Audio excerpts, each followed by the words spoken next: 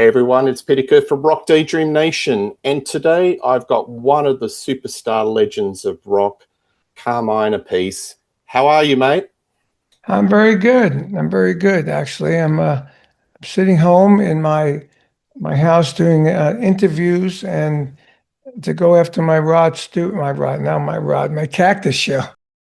I've got to talk about Blue Murder because on my channel, talking about John Sykes and Blue Murder, it's the band that keeps on keeping on. People just love that album.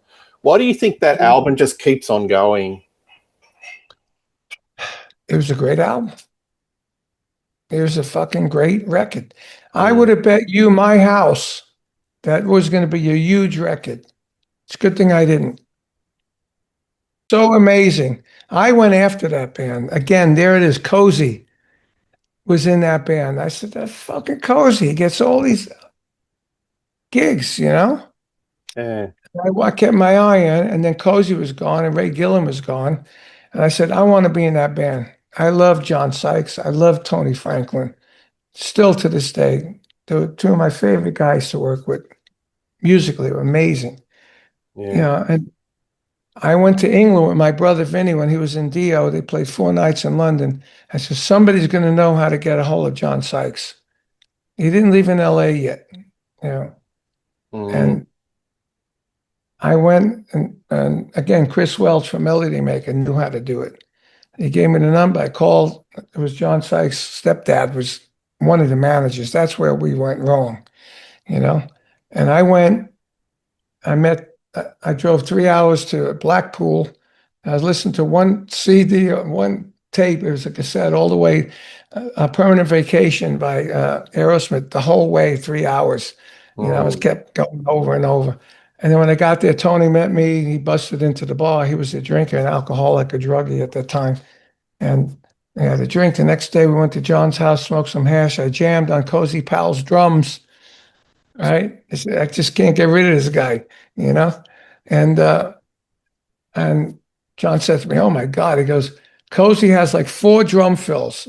They're all the same for all the songs." He said, "You got so many drum fills. It's unbelievable." I said, "Yeah, because I study drums, man. I know, Mm. Mm. I know musically what I'm doing. I know I could see the notes when I do something, you know?" So he said, "Man, you want it? You got it." I said, "I want it." So we did it. And then we Yeah. had Tony Martin was going to sing. And then when he didn't go, we went up to Vancouver, we recorded all the tracks.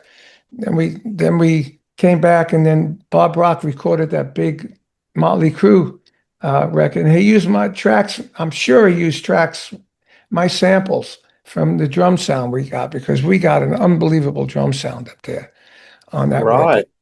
You know? Dr. Feelgood. Is that Yeah, the yeah. album? Yeah, Yeah, right. I'm sure of it. I'm sure of it. Yeah. Because we left, they went in, and Bob had my drum sound. Yeah. And I used all my old drums. I had all these old Ludwigs and all these drums that sounded fantastic. It's a But huge sound on that album. yeah, It's so gigantic. then we came and we did the Blue Murder thing, and we didn't have to write managers. Everything was set up. I think it was the managers' fault. They Think didn't know what they were doing.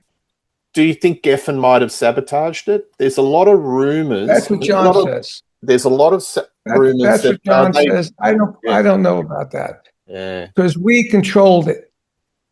We had a strong manager. They would said, no, we don't want Valley of the Kings to be on heavy rotation on MTV. Mm, We'll let this do its thing, and then we'll release the big one, Jelly Roll. Then we go into heavy.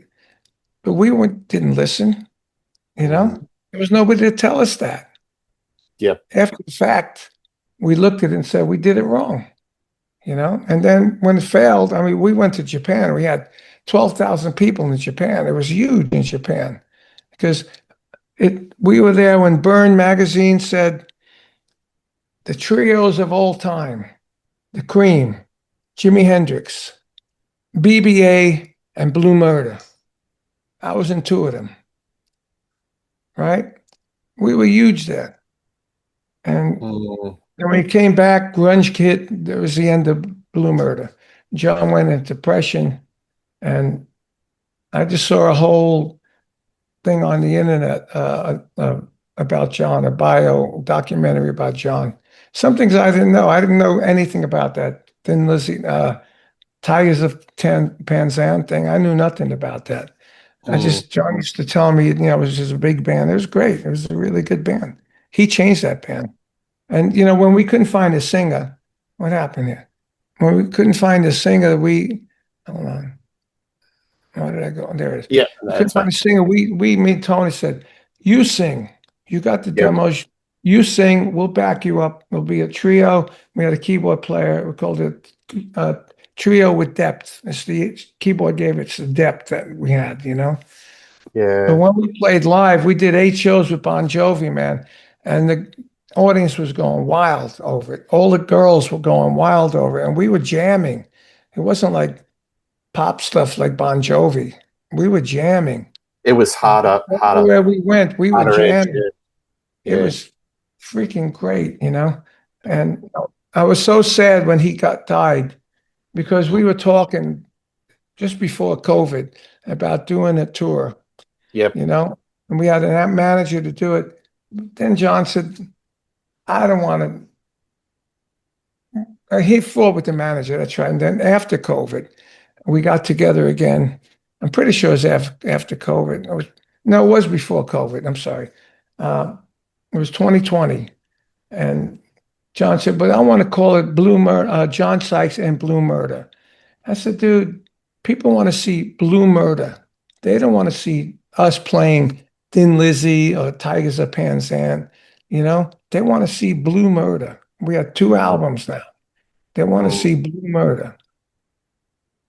They said, well, so we didn't do it. We rehearsed at John's house. I said, Blue Murder. So he said, I said, I don't want to do that. And Tony said, I don't want to do that either. But then again, the last NAMM show I went to, I met John.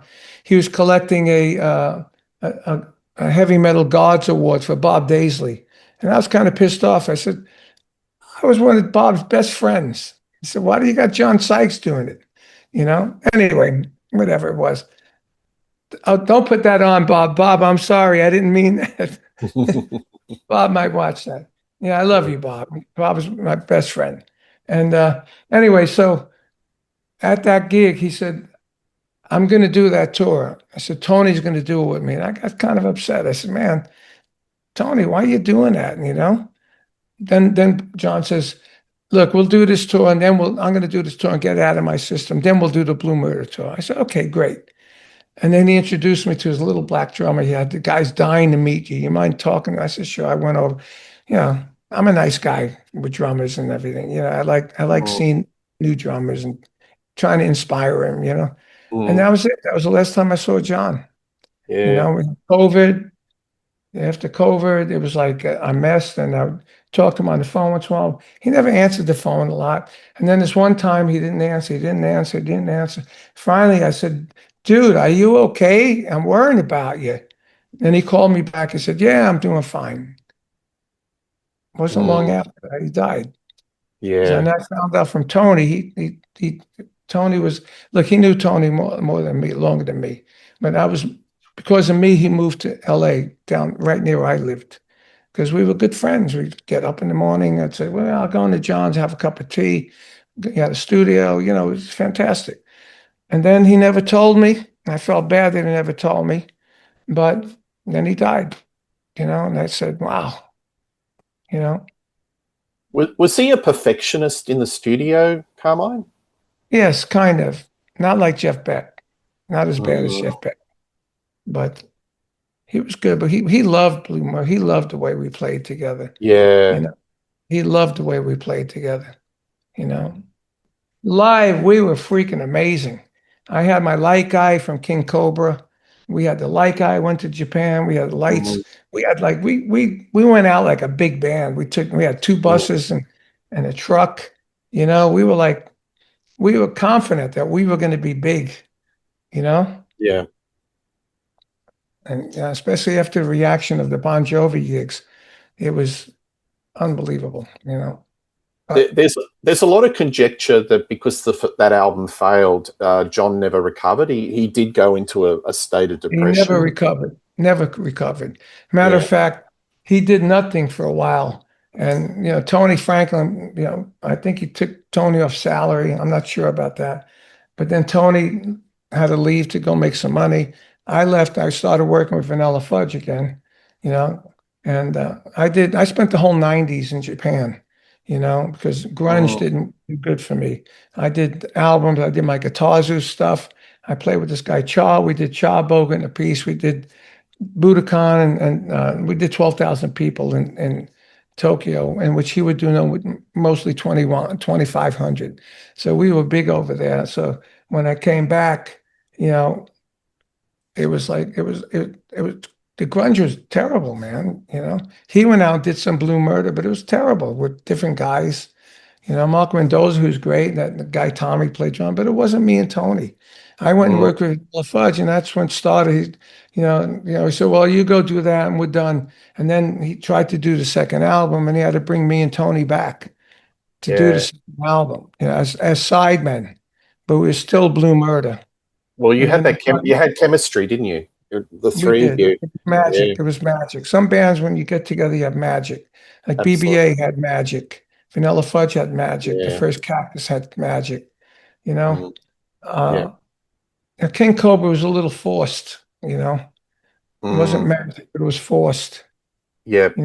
But An- you know, another thing I want to ask you: did Geffen pressure Sykes to get back with Coverdale? Did you ever hear that through Sykes that they yes, were yeah, but putting he pressure? wouldn't. He would no way do that. And you know what else is funny?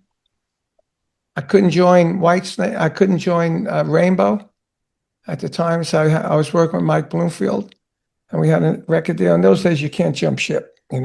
Yep. I met John and David at a party, and they asked me to do that big giant album. 87. I said, I have my own snake to deal with, King Cobra, and I Yeah. couldn't do it. I said, why don't you get somebody like Ainsley's? Ainsley's still around. Mm, And they already been through Cozy and they've been through Tommy. No, they haven't been through Tommy yet. They've been through Cozy, but they were looking for that Carmine kind of cozy, mm, sound. And Ainsley kind of played like me too. I mm. don't know if I influenced Ainsley, but he was powerful and all that. But uh, so Ainsley, they got Ainsley, and I mean, I was stabbing my eyes, going, God, how did I miss out on that one? You know. Yeah. But life is good anyway. Yeah. With Blue I Murder, still got my hair. you do. You do. With Blue Murder, there's rumors there were lots of vocalists before John took the role. Glenn Hughes, was he in the mix? Did he audition for We Blue might have Murder? talked about it. We never approached Yeah. him. Was it a different dynamic having a lead frontman? Do you think in Always a different dynamic with a front man. You yeah? know, Do you think it would Rob Cottle from my Rocho is the only lead singer that I know that doesn't have that lead singer attitude. have? There's always an attitude that goes with being a lead singer.